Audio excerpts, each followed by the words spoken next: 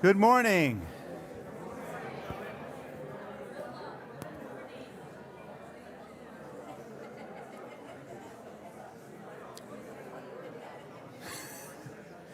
Good morning. Thank you. We're a little lopsided this morning. Does anybody want to move over there? Or, no? Okay. All right. Places to fill in. Excellent. Welcome. My name is Tony Fisher. I serve this congregation as minister. I'm so grateful to be here, grateful to have you here, and those of you online and on the pavilion. Great to see you out there. All right, I always want to wave when I do that. Is there anyone here for the first or second time? Welcome, welcome, welcome. All right. Is there anybody here longer than the first or second time? Okay, great. All right, well, I hope you guys meet, the two groups meet after the service. That's the role you play, right? Please, and join us after the service for coffee and conversation. We have a special program today, and I'm excited about that, but I'll tell you about it in a minute. My gratitude this morning is for all of you who responded to the call for activities, events, and so forth for our silent auction last week. The response to either this message or the newsletters was really spectacular. Thank you so much. Yeah. Oh, yeah, sorry. What was I thinking? For those of you who weren't here last week, we talked about expressing our gratitude this way. The results really were great. It was very creative things came in, and so we've got a lot of great things for you to bid on for the silent auction, which takes place in early December. So look forward to that. I'm going to quote Steve Espinosa from our worship associate from last week because it was so beautifully put. As a Unitarian Universalist congregation, we embrace diversity in all its forms. We welcome people of every background, belief, identity, and life experience, recognizing that our strengths come from your openness to one another. Here, there is no single path to truth, only the light we bring to one another as we explore the mysteries of life together. Wasn't that beautiful? Just great. Thanks, Steve. So I do have some announcements this morning. I'll run through them, hopefully in order of time sequence. First of all, the giving tree is in the lobby. If you didn't notice it on the way in, please notice it on the way out. Our giving tree is an opportunity for you to take a tag or two, buy a gift for the kids that are at Youth Haven, one of the organizations we try to sponsor. So the tree's right around the corner, so as you go out the door, please grab a tag. It gives you the idea what the gift is, and so I look forward to having you do that. There's information in the newsletter about that. Number 2, right after the service, there's a reception, or right after a little bit of coffee hour, there's a reception in Medical Foyer. Marianne Southard's pencil art is just incredibly beautiful, and she'll be down there. They're having a reception after the service. Number 3, there's a bus to the vigil today down at the Everglades Detention Center. There's still about 10 seats left on the bus, so if you're interested, either see me afterwards or quickly go online and sign up. Number 4, there's a drum circle this afternoon at what time? 2 o'clock. So actually, same time. So you'll beat us out, you'll drum us out the driveway. Excellent. And that's a wonderful thing to do too. If you're feeling, sort of frustrated and you've got tension, just come and beat the drum. It's a great thing to do.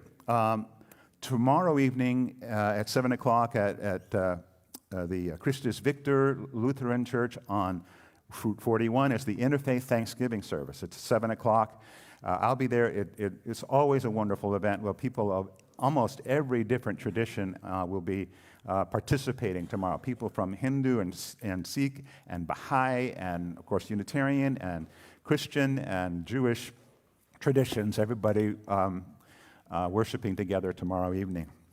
So look for information about that. And finally, Tabitha, come on up. Another of our strategic planning task force members is here. Yes. Hi.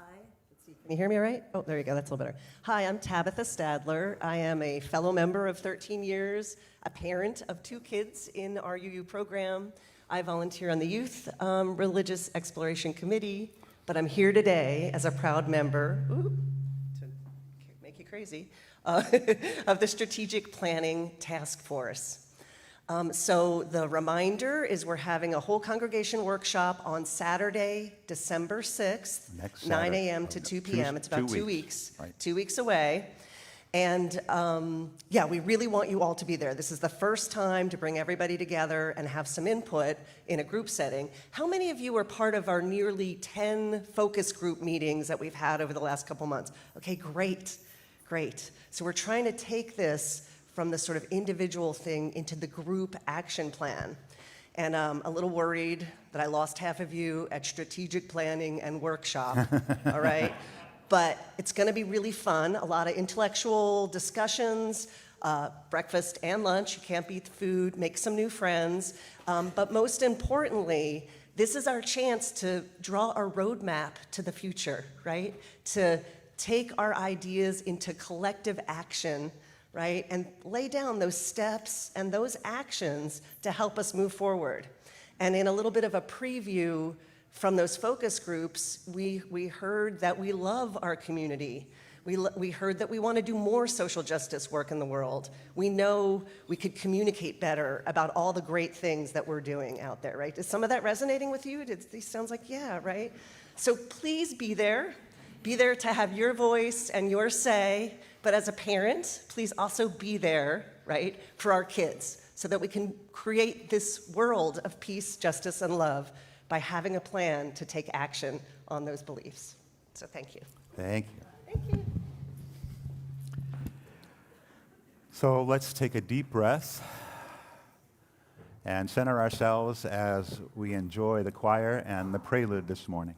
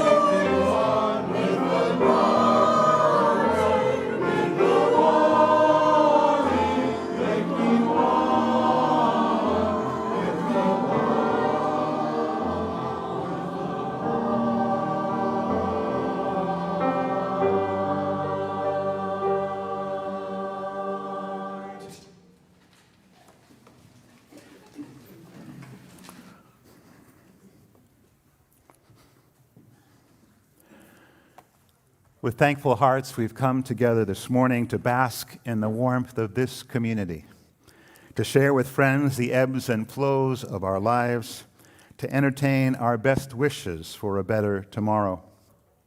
We join together, as always, to find the center and regain with that which allows us to bend but not break in the face of a troubled world.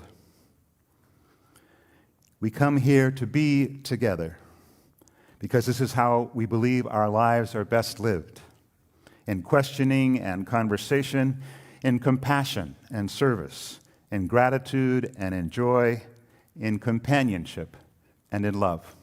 Please join me in the chalice lighting response you'll see on your screen.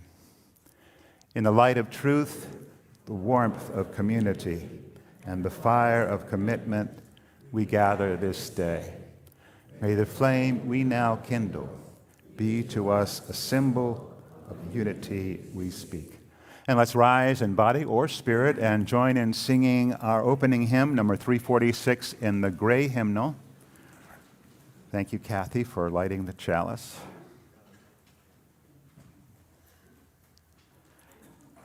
Come sing a song with me.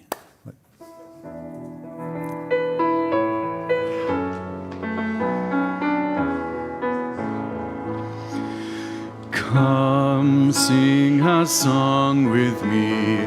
Come sing a song with me. Come sing a song with me, that I might know your mind. And I'll bring you hope when hope is hard to find.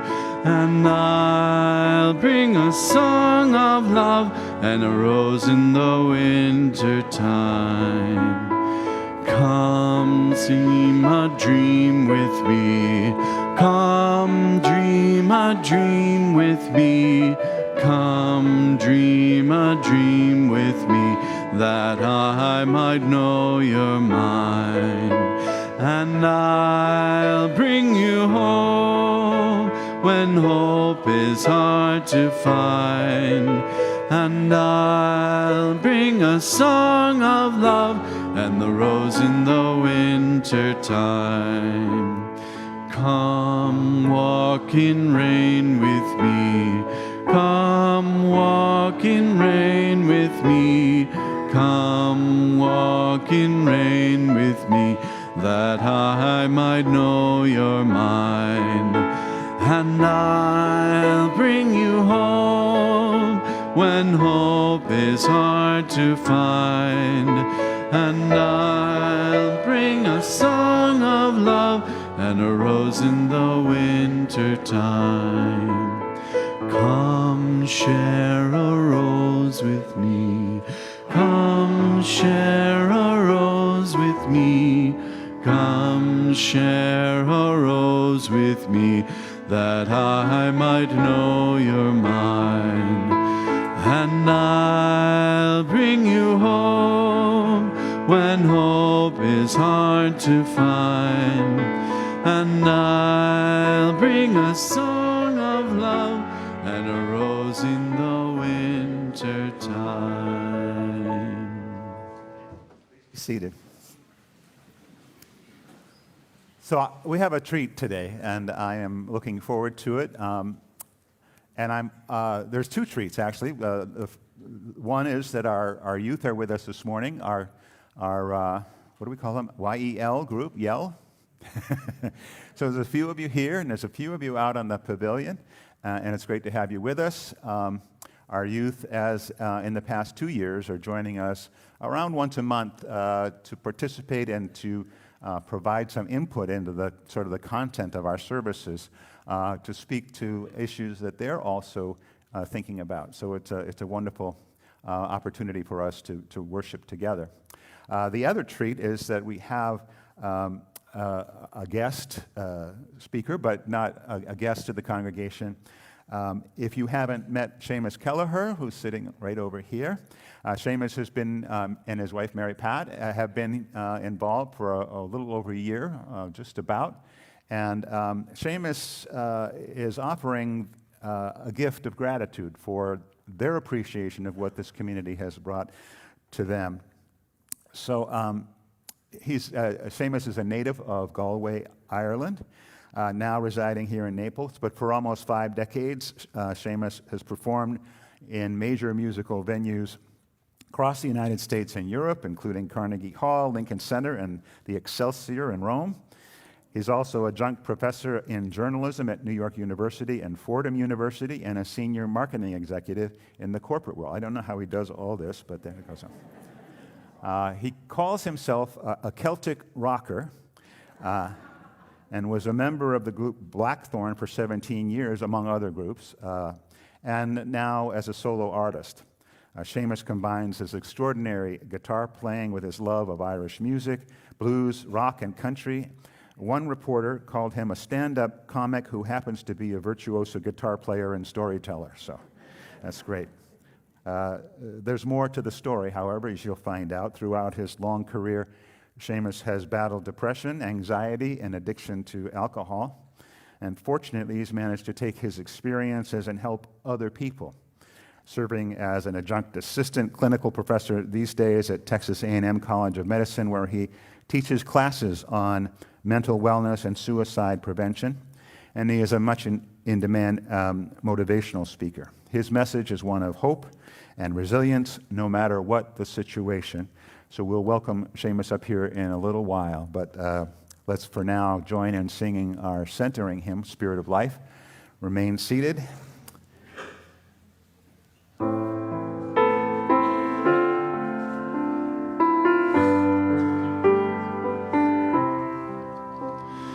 Spirit of life, come unto me.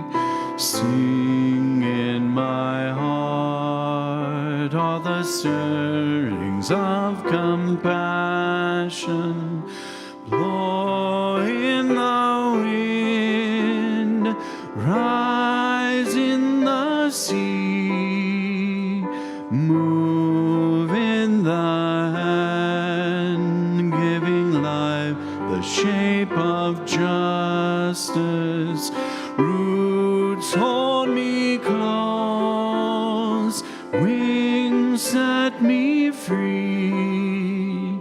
Spirit of life, come to me, come to me.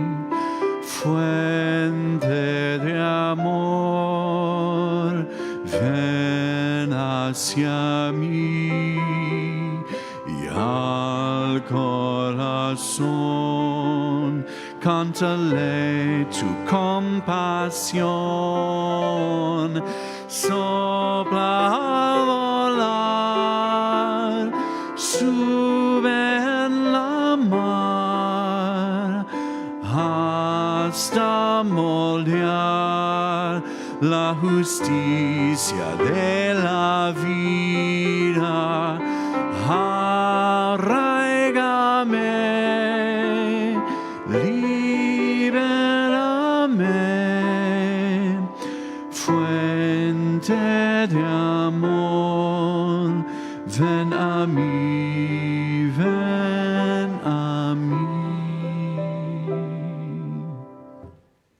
In this time and in this space, we share with one another each week those important personal joys or sorrows that we carry with us. We know that not everyone has the interest of speaking out loud, so we know also that each of us carries those things with us every day, every week, as whole individuals, wholeness including our joys and our sorrows. Today, if you have something that you would like to share, please raise your hand. I'll bring you the microphone. Tell us your name and briefly what's in your heart.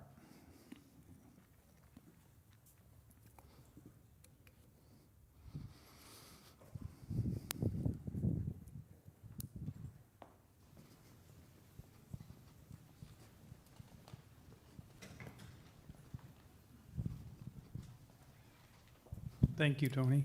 My name is Bill Haubrick from the Hospitality Committee, and we would like to invite all of you out to the pavilion after service.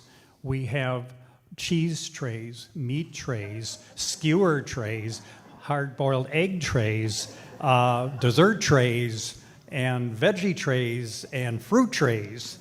Needless to say, you can have seconds and thirds. So anyway, please, you would be doing us a big favor coming out and having food and friendship after service. Thank you. Thanks, Bill.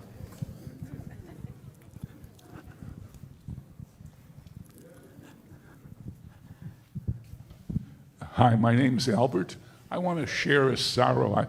I don't know how many people here knew Joe Halpern when he was here for about a year, but just want to let you know Joe passed away about 2 weeks ago.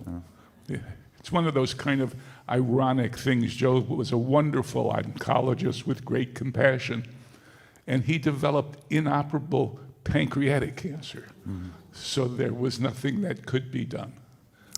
His wife, Lynn, now resides in a memory care unit. Thanks, Albert. Hello, my name is Omar Shman Keys, Sr.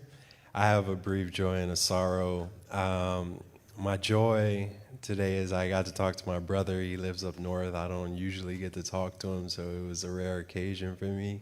But it came in well, and I was happy to hear from him while he's returning from Dallas to his home state. My sorrow is I got a recent hyperflexion to my knee, so it's like healing, but I took a bad step, so I'm just hoping for the better with it. And I want to get back to my jogging and walking often. Great. Thanks, Omar. And the garden, too. Yeah. Good morning, I'm Beth. I have a joy and a sorrow today. The joy is I had shared that I had lost my position over a month now, and I did get offered a position that should be starting in a month or a month and a half from now. Credentialing takes a long time, but I have a position now. My sorrow is that with what the Department of Education recently decided, I probably never would have been able to become a nurse practitioner. Because they've cut off, they've made a limit on how much people can take out for student loans. And if that was present when the time I was trying to get my education, I never would have made it this far. Their cutoff is now $100,000. That has made it so I can't get my doctorate now. Wow. I am a little emotional because I think it's really going to limit upward mobility. And we're already having a lack of access to care in most of the fields that they've cut off, with education and physical therapy, nurse practitioners, nurses. And I'm very concerned about what's going to happen to healthcare because of this, particularly in areas that are underserved. Right. Hi, I'm Marcia, and I've been watching PBS, The American Revolution. And I am just awestruck that I did not learn a whole lot in high school, and that the American Revolution lasted for 8 years with slaughters and terrible acts of war. And we're sitting here in beautiful Florida now as a result of all that terrible, terrible warfare. So I'm also pleased as punch that that PBS did have the funds to make that series, and I support PBS in all my hopes and dreams. Thanks, Marcia. Hi, my name is Bill. I always hoped that the nonsense in Washington would stay in Washington. Unfortunately, I was at Immokalee yesterday with one of our students and people at Guadalupe, and I discovered that one of our rising seniors was captured by ICE, and I have no idea where she is. It's just incredibly stupid what's going on, and you just kind of feel helpless. Thanks, Bill. Pass that down to Linda.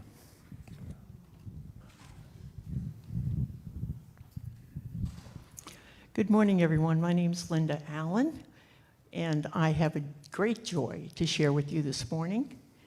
Two of Pam and my best friends resided in Jacksonville until yesterday when they closed on a house across the street from us.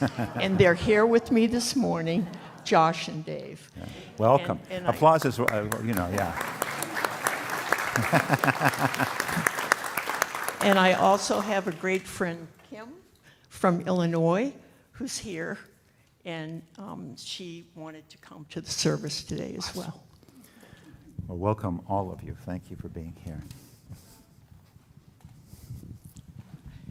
My name is Runa Skar. I'm visiting from Massachusetts, and I have a great joy. We came down, my spouse and I, to visit my son, who is a divorced young man. He has two beautiful daughters that are being kept from us grandparents. But for some reason, the universe worked well, and those beautiful girls, 20 and 17, came to his house and had a beautiful Thanksgiving dinner with us. And we came down because we weren't sure, but we said, we're here for you. And I thank the universe for that. It's good to be here. Thank you. Wonderful. Thank you.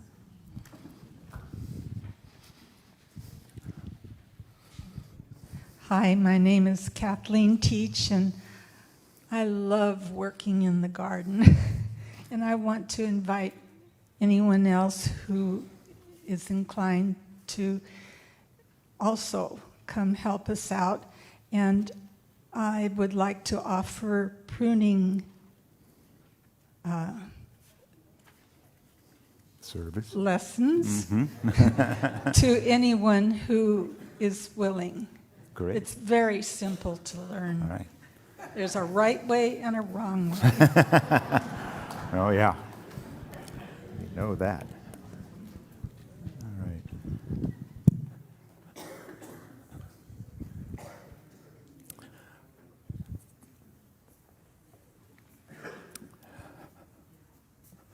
Grateful for all those joys and sorrows and offers and everything that's been shared.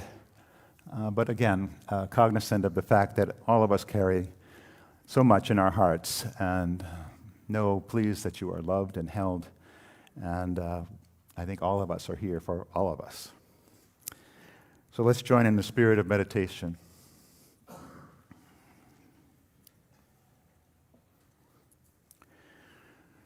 Spirit of life and love, God of our deepest understanding. Amidst the joys and sorrows of our individual lives, amidst the tumults of this world, we pause to sit together in silence. Each one of us brings so much into this room. Our hopes and our fears, our anxieties and our passions. And yet we often hold back, not letting ourselves be fully seen. Perhaps not even seeing ourselves as clearly as we might. Not awake or aware enough to see the joy or pain in our neighbor's eyes.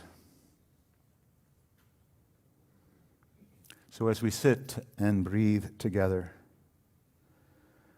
let us loosen our protective muscles and welcome our whole self into this moment.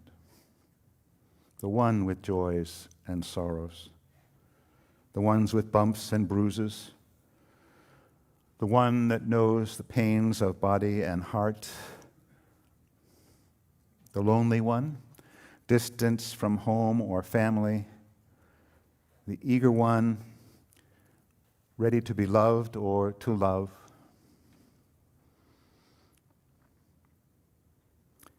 May we each be held in our other's arms in this sacred moment where masks are lowered, where differences are welcomed, where our hearts, regardless of what they hold, can expand with compassion and fill the room to overflowing.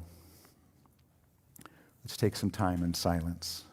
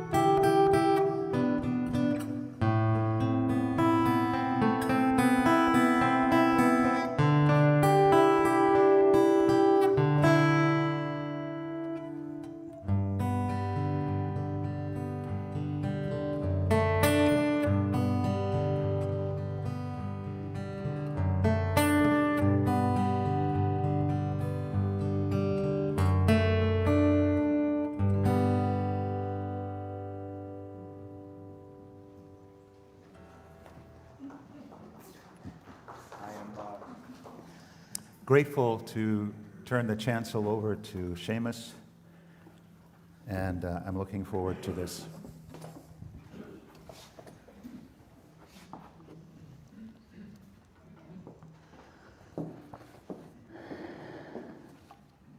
Thank you, Reverend Tony. I was going to share one of my sorrows today. It occurred earlier in the week. I was on Amazon and I was about to buy a stole like Reverend Tony's there.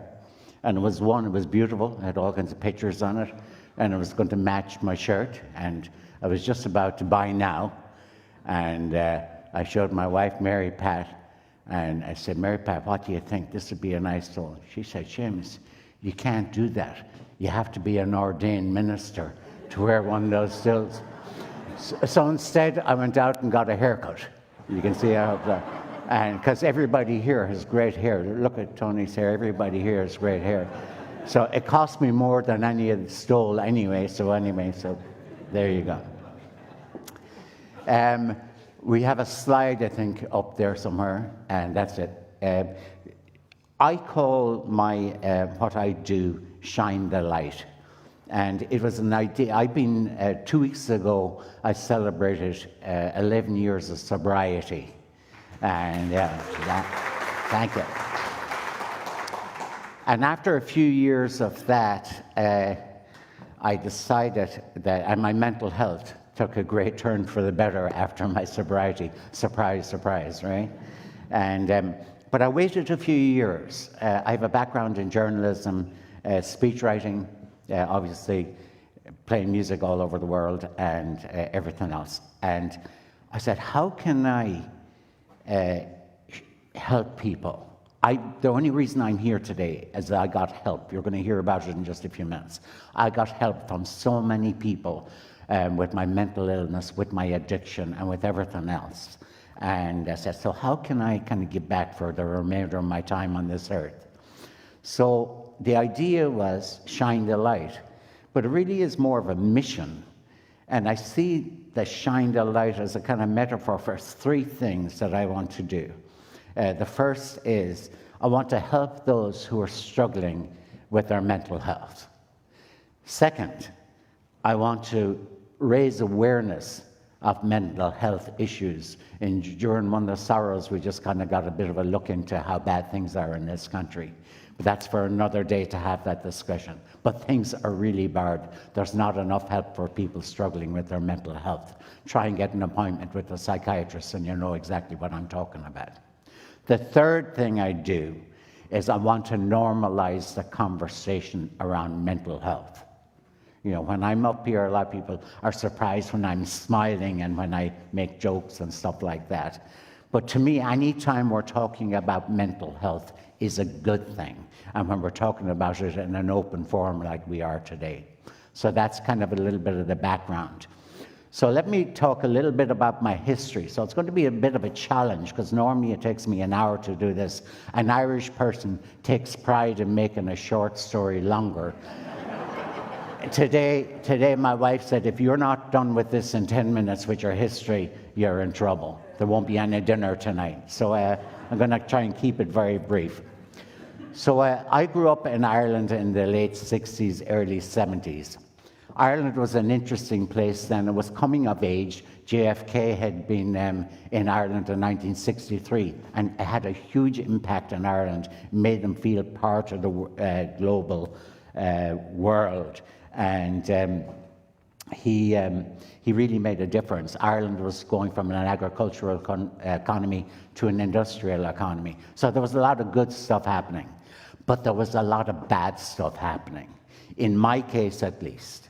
One thing that was, my high school experience was terrible. It was a very abusive high school. We were beaten daily with leather straps.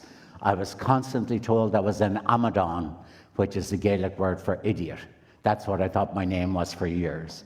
There was no support, even though I had started showing promise in music.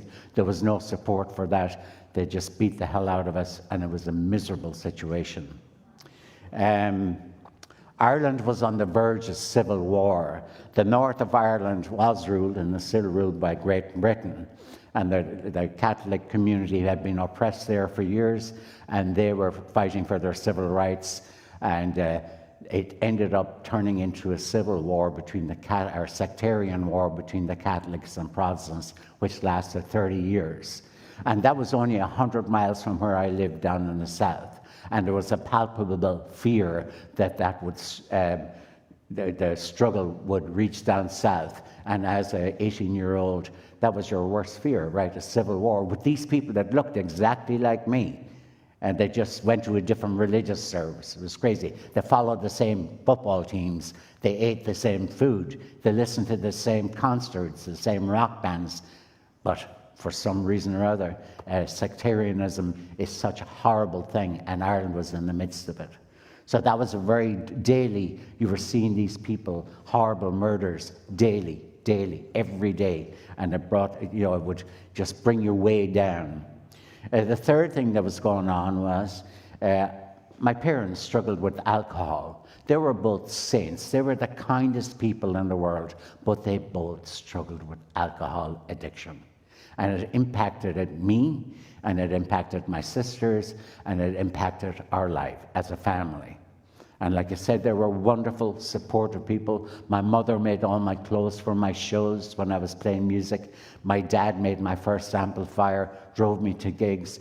They took care of all the neighbours. My mother was back in Ireland, was a dark place, and they didn't have morgues and all that, so people died at home. My mother was a nurse. She'd lay the people out. She'd take care of everything, and my dad was just a saint. So they were great people, but their addiction took an awful toll on us.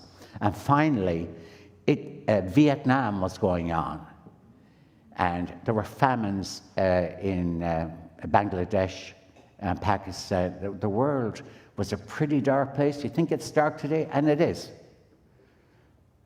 But it was pretty dark then.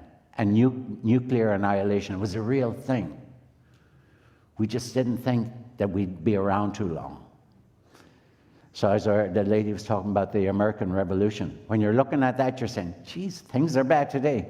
They were pretty bad then, and we got through it. So that'll be part of my conversation today. So anyway, that's a little bit of the history. How did I do, Mary Pat? I think I did pretty good. And so I was a guitar player. Let's bring up, I think, one of the slides. The guitar playing for me, I started playing when I was 14. That was my, it's wild.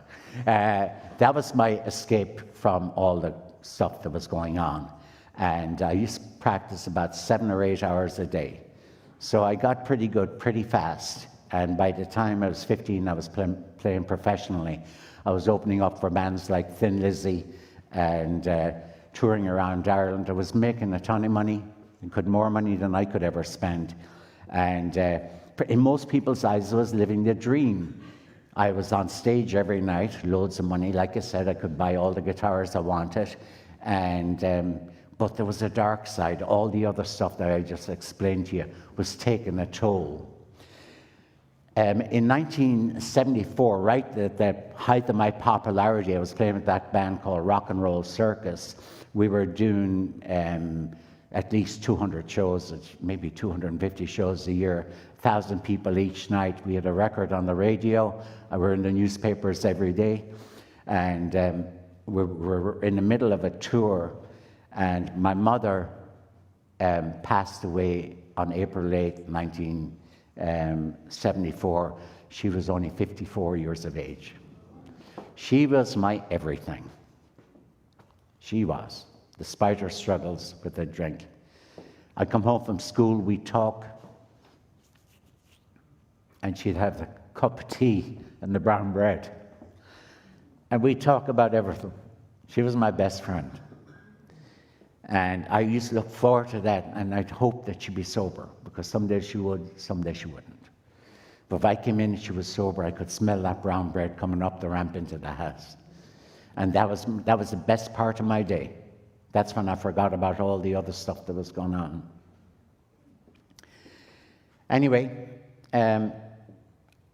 I had to go back on the road after the funeral, and because we were on tour, it was a big deal. And one night after a show, this is about a month after, maybe 2 months after she passed, we finished a show in Dublin, which is about 130 miles from us, and went back to the hotel. That was normally the fun time. We'd go back to the hotel, the guys would have a few drinks, I didn't drink. We'd have a few drinks and tell stories. I was the youngest, so they used to always make fun of me, and I was getting fairly popular on the guitar, so I was always kind of, they'd be teasing me about the girls and all that kind of stuff. And anyway, I said, guys, I'm going to bed. And that was unusual, because I was the one that normally liked to hang out. And went to bed, I couldn't sleep.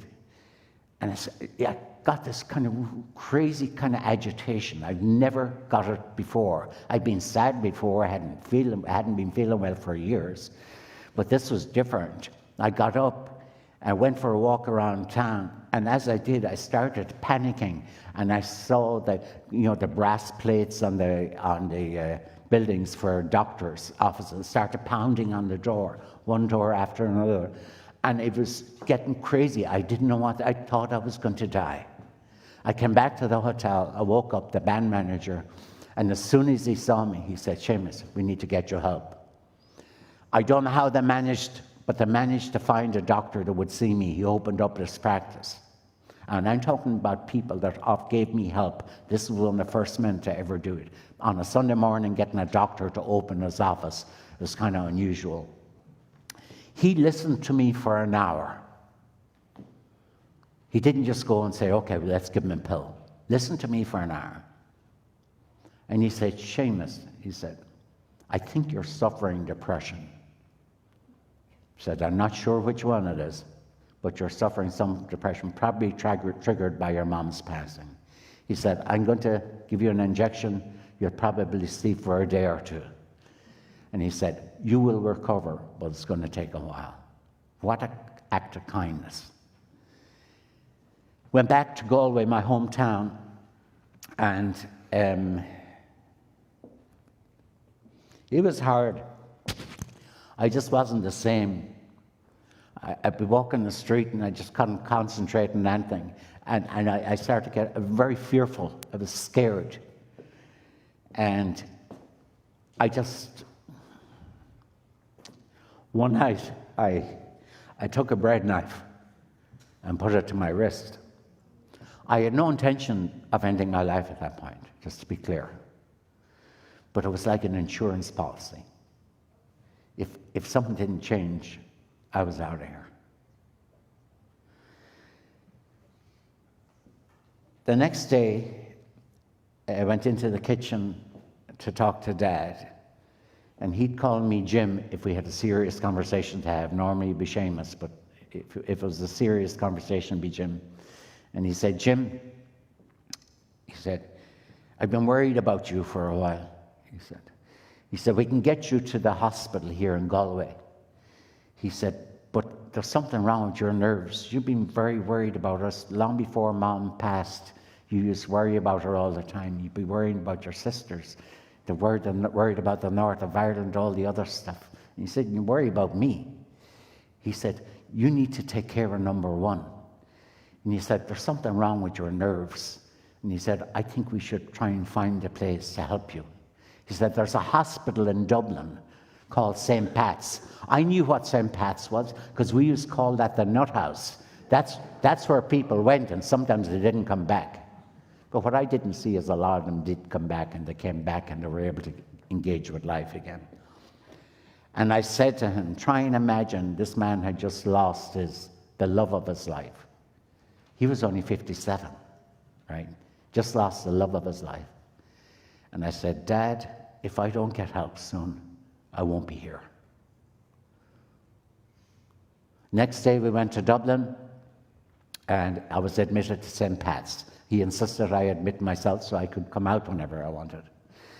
And I was there for 5 weeks, and they confirmed the diagnosis. They said, Seamus, you're suffering from a reactive depression.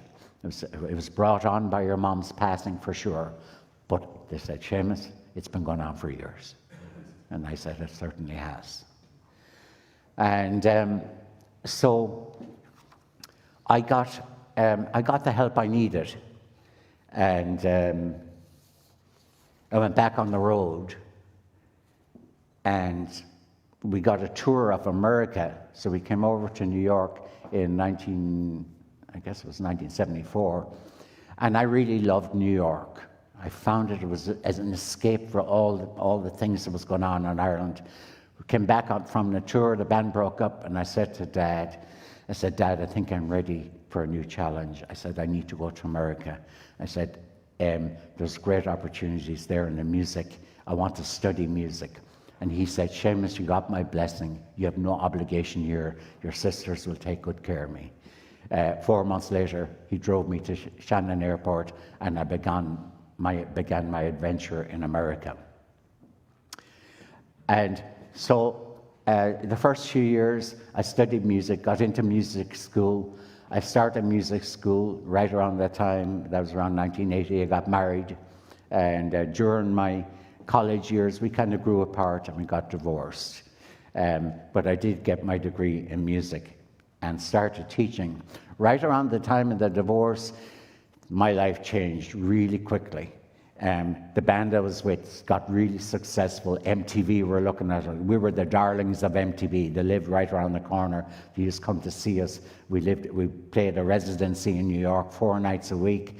I was recently divorced. I had just started drinking. I had my first drink when I was 32. Loads of money. What could go wrong? Everything went wrong. It was the 80s in New York. It was everything you read about. It was crazy. Most of my drinking was social until it wasn't. But most of the time I was fine. But there were, even from the early days, there were blackouts and things got really bad. So kind of fast forward a little bit until I met my beautiful wife, Mary Pat, down here. And God was looking out for me, sent her. And she was wonderful. And at that point, my drinking was kind of under control. And my mental health was fine. Every so often, I'd have a bit of a relapse, but it would normally take a short time. I'd get some meds and therapy, whatever, and I'd be fine. But then we had 4 beautiful children in rapid succession. And my life was, once again, I was living the dream. I had this beautiful wife, 4 wonderful children. And you can show the slide. There's a slide somewhere with all my family in it. I think it's coming up soon. And we had, everything was great. I was, there. I was working in a big corporate job. I was a speechwriter for the president. I was just going, my career was going like a rocket ship. I was teaching classes at NYU in journalism once a week. Everything was going great. And then I got an opportunity to join this rock band called Blackthorn, an Irish rock band.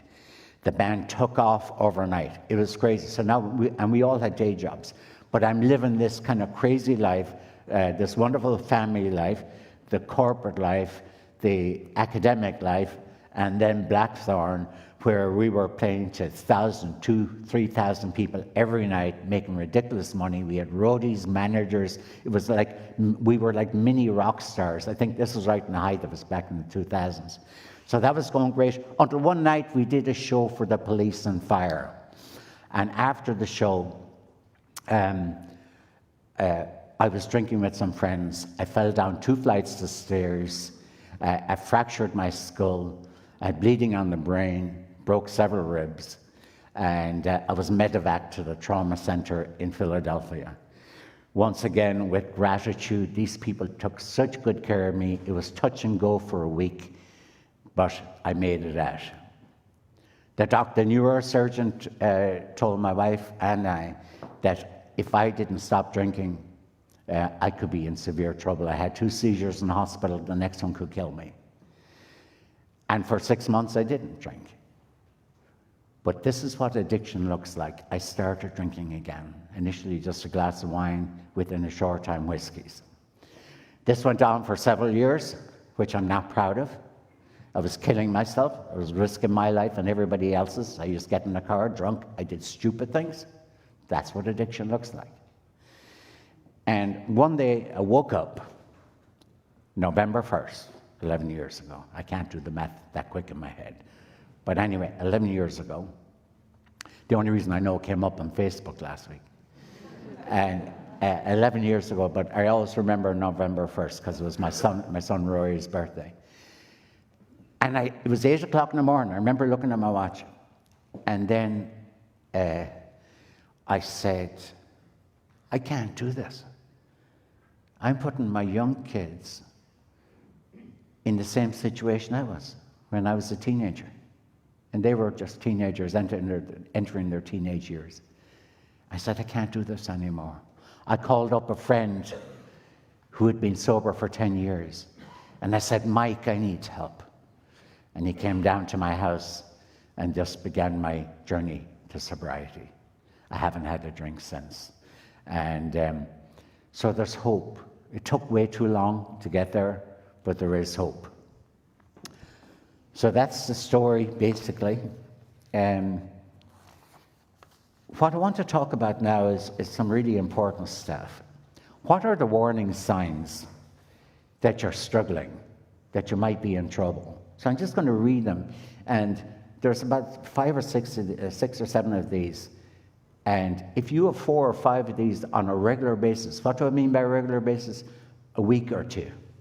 It's time to get help. Feeling sad and anxious often or all the time. Crying for no apparent reason. Not wanting to do activities that used to be fun. Feeling guilty, worthless, or helpful. Feeling that you're a burden on others. Irregular sleeping and eating. Substance abuse. Panic and anxiety attacks and loss of hope for the future. Trouble concentrating, remembering details, or making decisions. Now, all of us at different times would have experienced some of these. During COVID, right? I bet you, nod your head. If you've there should be a lot of head nodding if all of you have experienced some of these. But it's when you experience multiple of these over a period of time, that's when you need to get help. You don't want to wait too long. And that's what happens, people, to wait too long. If you get help early on in this process, if you can recognize these symptoms and get help, the chances are you will have a good outcome through therapy, through meds, through hospitalization, whatever it is, depending on the severity. But the sooner, it's like anything in the medical profession. It's like early intervention is what it's all about. So what are the things you can do when you feel that what are some of the immediate things you can do when you feel some of these symptoms?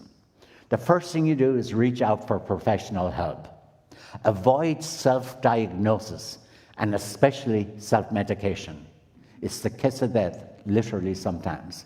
People start using because they're trying to mask the symptoms that I just talked about. Create a schedule for yourself. Establish times for waking up, exercising, meals and snacks, etc. The first thing that goes out the window when people struggle with their mental health is routine. Routine is your best friend when you're struggling. Do the things that used to bring you joy. Do the things, even though it's hard to get up. Sometimes when you're struggling, as I just talked about those symptoms, it's hard just to get up and make a cup of coffee. It's hard to walk down to your local deli to get a sandwich. Walk into the Wawa. If I can't walk into the Wawa, I'm in trouble because I live and die by Wawa. If I can't walk in and get my coffee in the morning at the Wawa, it's just a 20-ounce cup, and if I can't get it, there's something wrong with me. Take me to the hospital. Okay, I'm being funny to make a point because routine is very, very important.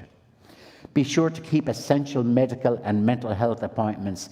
Build time into your day to reach out to friends and colleagues, and avoid the constant barrage of social media and the news. I'm going to talk about that a little bit more. So I promise I'm getting close to the end here.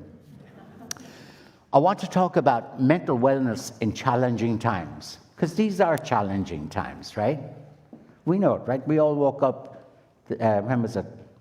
Last November, thinking, what the hell just happened? Our world has changed, right? How are we going to do it? I'm going to tell you the first thing that really helped me, the only time I felt I could breathe after the election, was when I walked in here that Sunday afterwards. And we were all together. It was the first time I felt I could breathe after the election results. So that leads me, what can you do during these kind of times? Get involved and leverage this wonderful community. Last week I learned about all the ways we can maintain and contribute to this community and be part of it. It's not your job to solve all the world's problems.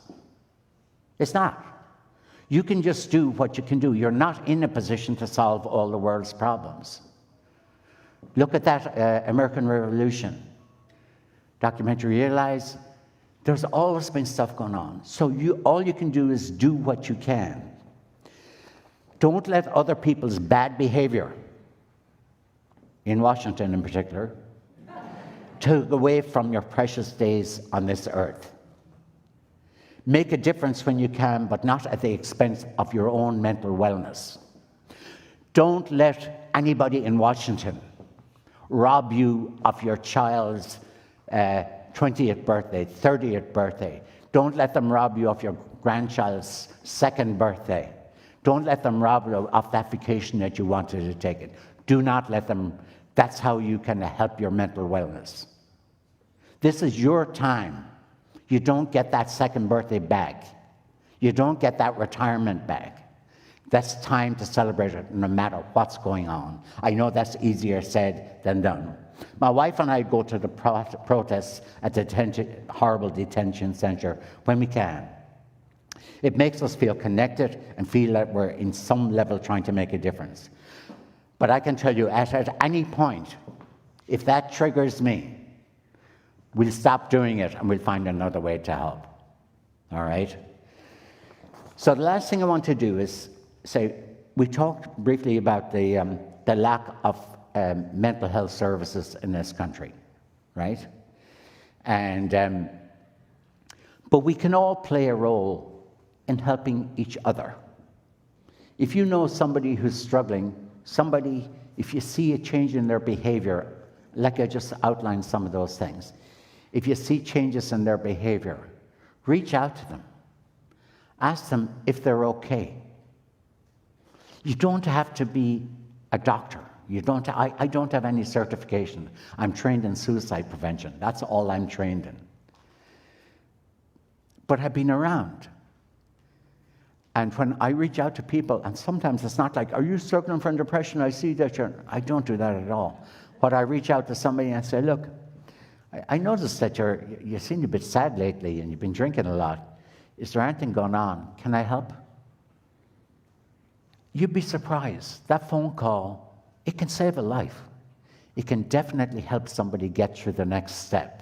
So we all have a role. Don't be afraid. There's nothing you can say to anybody that's going to make them feel worse.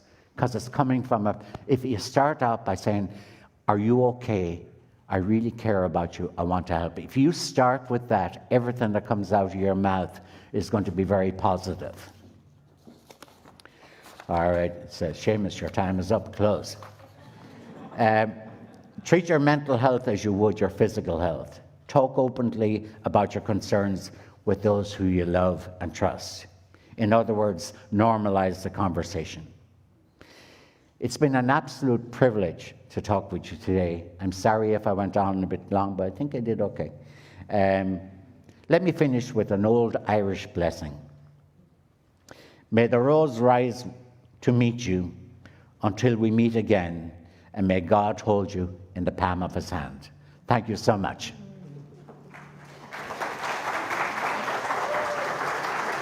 Oh, I have a song.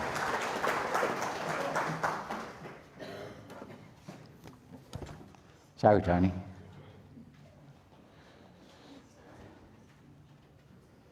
So I wrote this song a while back.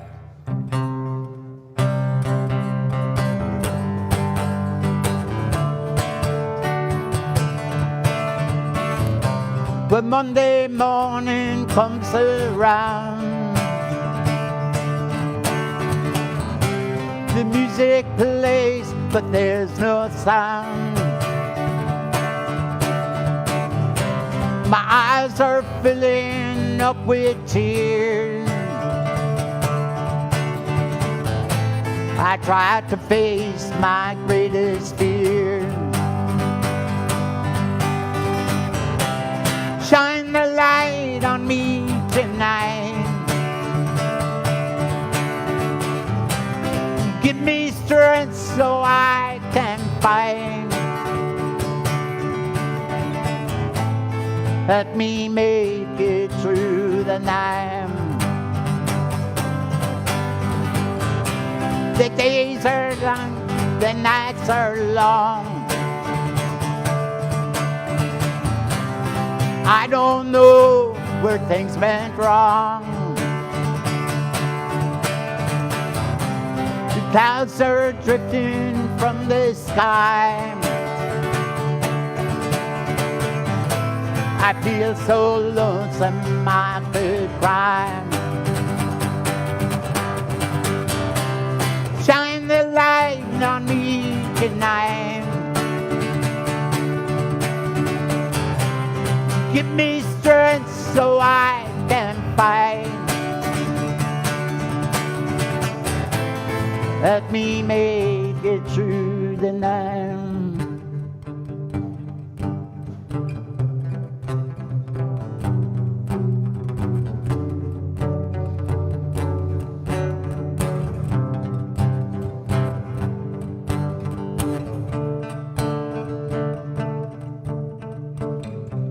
I need you walking by my side. When you're with me, I feel alright. The things you do, the things you say, you help me find a brighter way. Shine the light on me tonight. Give me strength so I can fight. Shine the light on me tonight. Help me make it through the night. Thank you so much.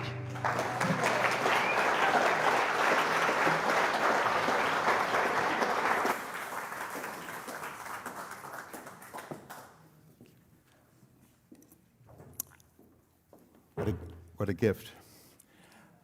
Now is the time for you perhaps to offer your gifts to the congregation. The morning's offering for the ongoing mission of this congregation will be gratefully received. The ushers can come forward.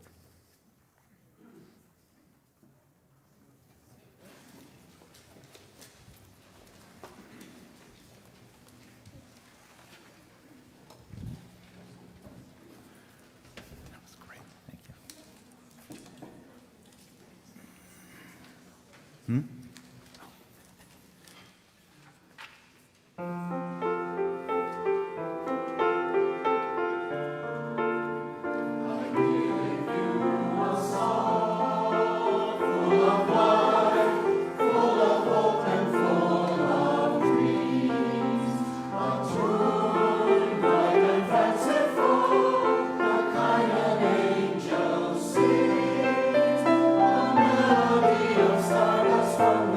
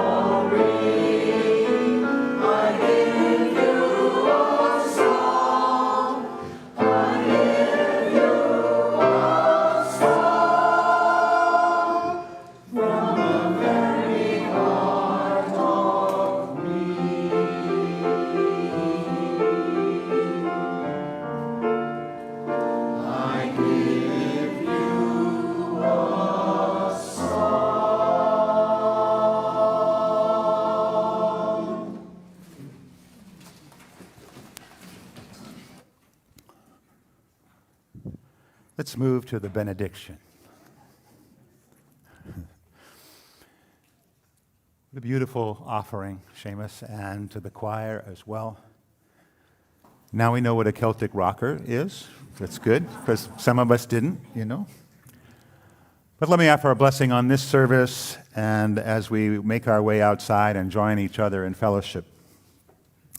As we find our way together, let us endeavor to open our hearts a little wider, to shine the light on each other a little brighter, to listen more carefully, to accept one another more fully, to love each other as if our lives depended upon it, because, of course, they do. Go in peace, go in love, have a wonderful day.